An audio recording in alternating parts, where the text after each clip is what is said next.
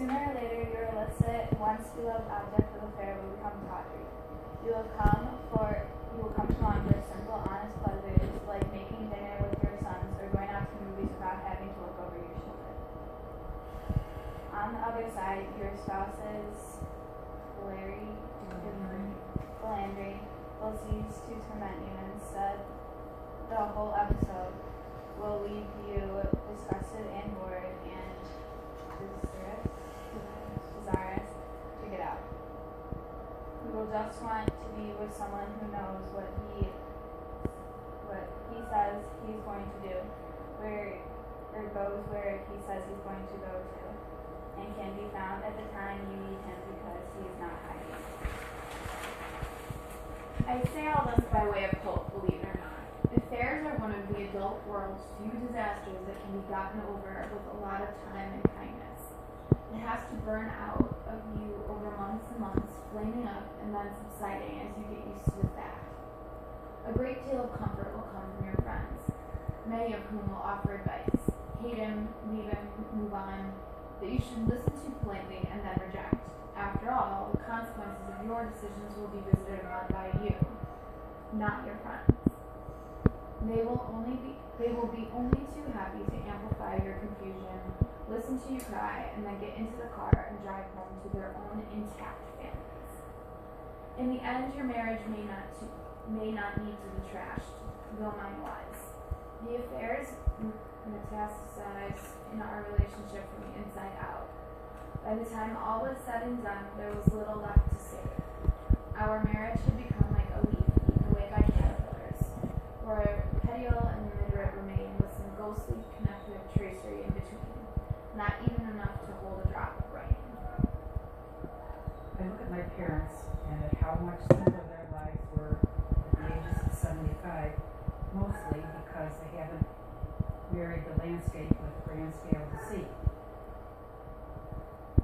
They have this marriage of 50-some years behind them, and it is a monument to success. A few weeks or months of illicit passion could not hold a candle to it. If you imagine yourself in such a situation, where would you fit in an affair? Where would you fit an affair in neatly? If you were 75, which would you rather have? Years of steady, with occasional spring devotion, or something that looks a little bit like the Iraq city of Fallujah, cratered with spent artillery. From where I stand now, it all looks like a cheap hotel room, whether you're in that room or having an affair, or to escape from this discovery of one.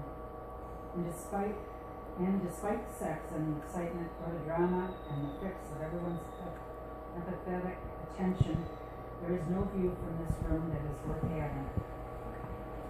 Thank you, everyone, for helping read that. That was kind of a little bit lengthy. So what are your thoughts on that article, and how do they relate to this particular woman's self-reputation? She shouldn't give up. She shouldn't throw the towel in. Marriage is hard, and you have to work at it. Mm-hmm. And just because you can escape for a moment, don't give it all up for what you've already done this week. Oh, all right. So her, what do you think her values were? I think that she does value her family, and that it's something that actually she realized later on how harmful the affair was to her self-reputation. Right. And to the life that she had built, that she wanted. Perfect. Okay.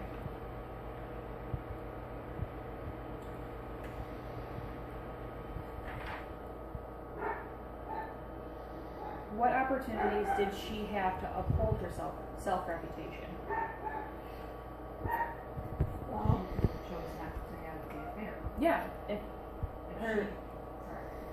if she valued her marriage, then she could have chose to not have the affair. So, unfortunately for this woman, the affair happened. So then our next question is, how do we get back to our self-reputation? Well, she started it when she confessed the affair to her husband. Good. I mean, she realized that what she was doing wasn't right, and so she came forward about it. Awesome. Just because we make bad decisions sometimes doesn't mean that we don't have self-worth and we aren't deserving of feeling good about ourselves. We just have to now take steps to put our self-reputation back in check with what we value.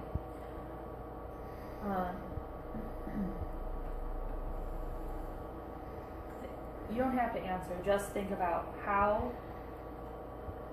we hold ourselves to our own self-reputation. So, how do we hold ourselves to the values that we have?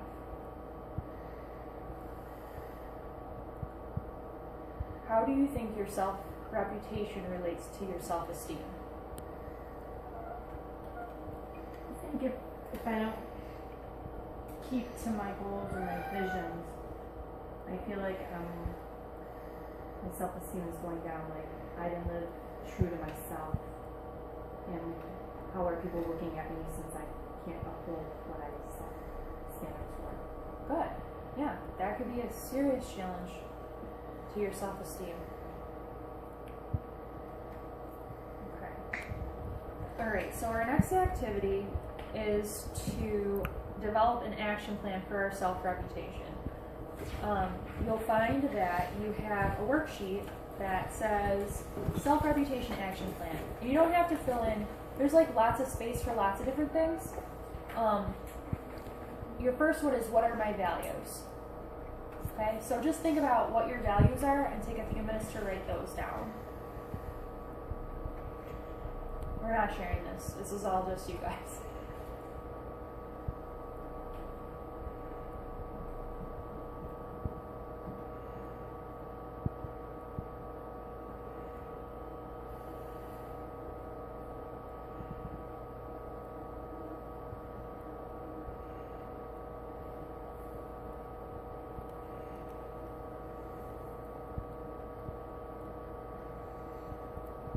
Okay, so then our next step is to identify how they're challenged. So all of those times that what you feel is important to you gets challenged, either by society or by yourself.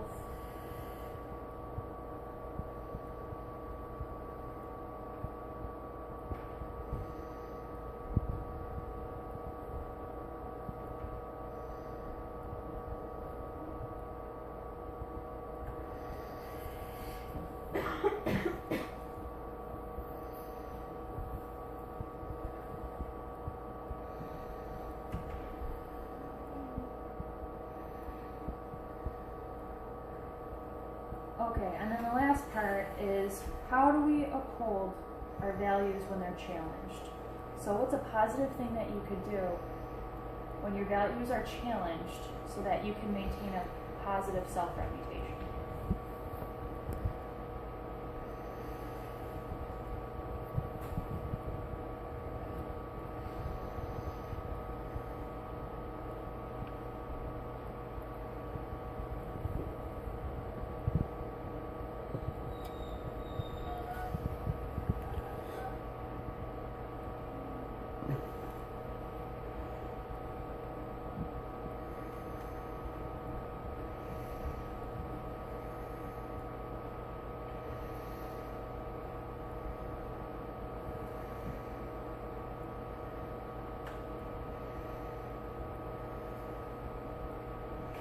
Okay, so we're all good with our action plan?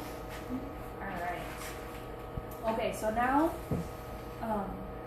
we are privileged to have a guest speaker, and this particular lady comes from a challenging background. She's faced many challenges in her life and is able to maintain good self-esteem even with all the things that have come up in her life. So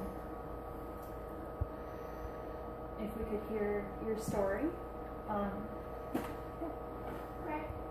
Well, I got married when I was fairly young, and I have 3 daughters, and I was a stay-at-home mom for a long time, and I found myself struggling with depression and anxiety, and instead of finding healthier ways to deal with that, I started drinking a lot and kind of abusing prescriptions. I got addicted to alcohol and to meds, and it was really difficult for me to admit that to myself and to eventually to my husband. And I felt really awful about myself, and I decided that I needed to do something to make myself feel better, to kind of change my reputation with myself. So I went into recovery and I started going to meetings, and I've actually been sober for about a year and a half now. But recently things have gotten really hard. My marriage actually didn't work out, so I'm in the middle of a divorce right now, and I want custody of my children. They're my everything. So I realized that I wasn't handling all the stress of the divorce very well, and I was concerned that I was going to relapse. So I was trying to be proactive, and I made the choice to leave my daughters with my husband, and I went to live at a halfway house. For those of you who aren't familiar, basically it was a residence for women in recovery, so there's no drugs or alcohol allowed on the property.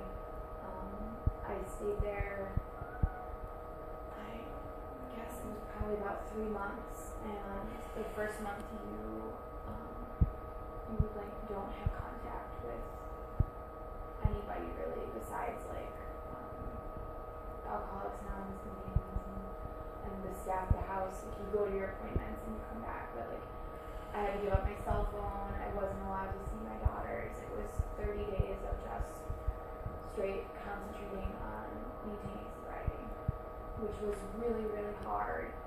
But I knew that I needed to do it because I wanted to get my daughters back, basically. And I knew that I had to do this for myself, basically to stay healthy. And so I completed my program. My divorce is pretty much done deal, but I'm in a better place, and I really appreciated the support that I got from living in that house with both the staff and the other ladies who live there.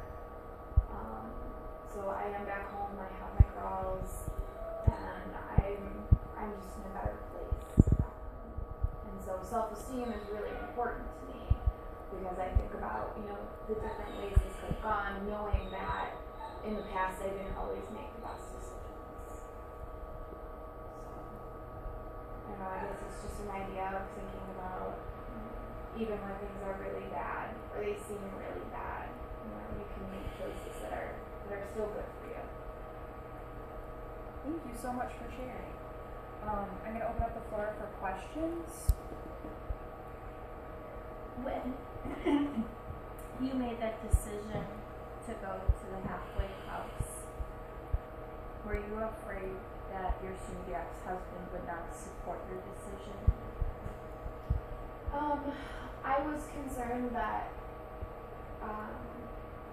he might use it against me a little bit, but he knows that I'm a good mom, and I think he understood that I was doing it for the right reasons, and that I was doing it so I could be a good mom. So he didn't work against you, that you're a weak person and you get the girls away from you? No, he doesn't really want the obligation of 3 daughters, so I guess that works in my favor because I do. What did your daughters think about it? They're pretty young. The oldest is only about 9, so she kind of understood. Basically, I tried to explain to them that, you know, I have a disease, and I needed to take care of myself so that I could come back and be there for them. And I'm sure it was hard, but especially once the original 30 days was up, I could see them. Like, they could come visit me, I could go see them, we could talk on the phone. So that first month was really bad, but after that it got easier. Alright, thank you so much for sharing your story with us. I think that it's a really great story that shows, even when we come through tough times, self-esteem is so hugely important and critical in how we're able to carry out our lives. So, with that being said, you have one blank sheet of paper, and you have an envelope. And this is your opportunity to take a minute and write yourself a letter. And you're going to write yourself a letter. It's to your future self. And you're going to tell her all the things that you are proud of her for accomplishing already. So all the things that have been the highlights and the things that you're proud of. You're going to tell her all of those things. And then you're going to tell her what you hope for her, what your hopes are for her future, what you want for her. And then you want to tell her what you want her to become. So just take a few minutes to just jot down those things that it's important for yourself to know. So in a few years you can open up this letter and go, oh yeah, I remember this, and did I accomplish this, or am I becoming what I wanted to become when I was sitting here this day? So just take a few minutes, and then when you're done, just put it in your envelope, and we'll move on to our next thing.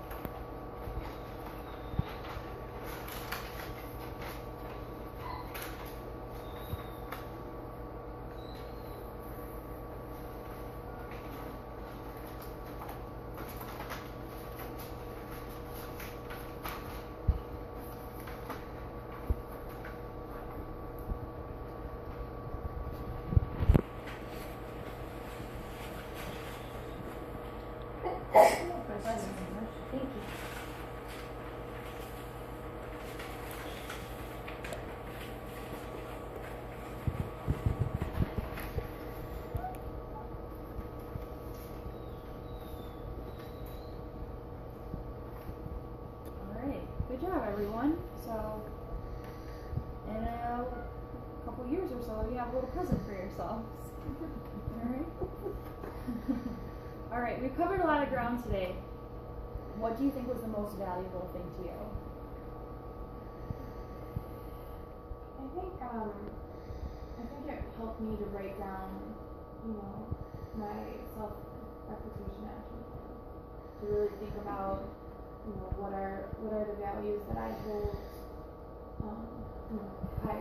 that I think are important, and thinking about how that's challenged and what I can do to kind of maintain my own integrity.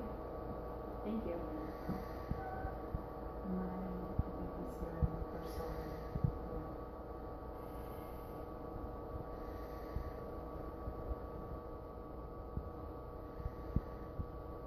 Yeah.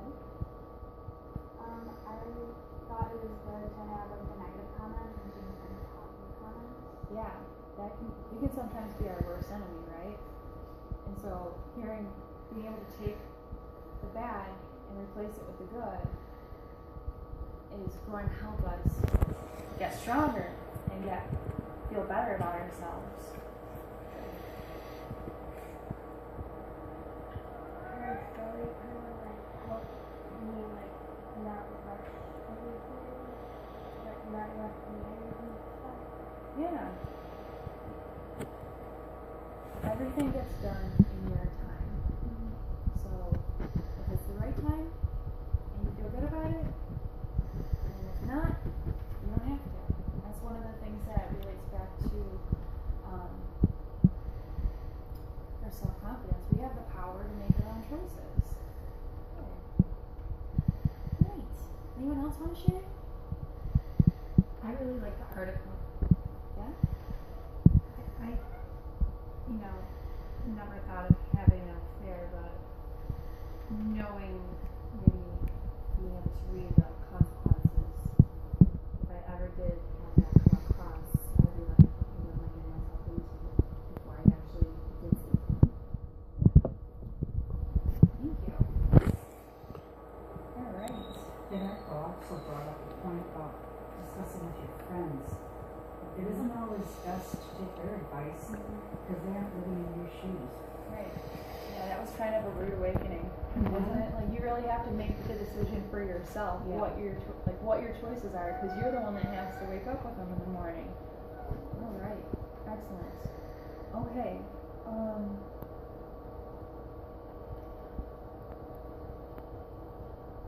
Before we meet again, now here's your homework. Before we meet again, I'd like you to take a few minutes and make a collage of who you want yourself to become. So take all the awesome things that you are, and then start adding in the things that you want to see yourself become. Alright? So thank you all for coming today. I'm so glad that we got to meet, and we'll see you again next time.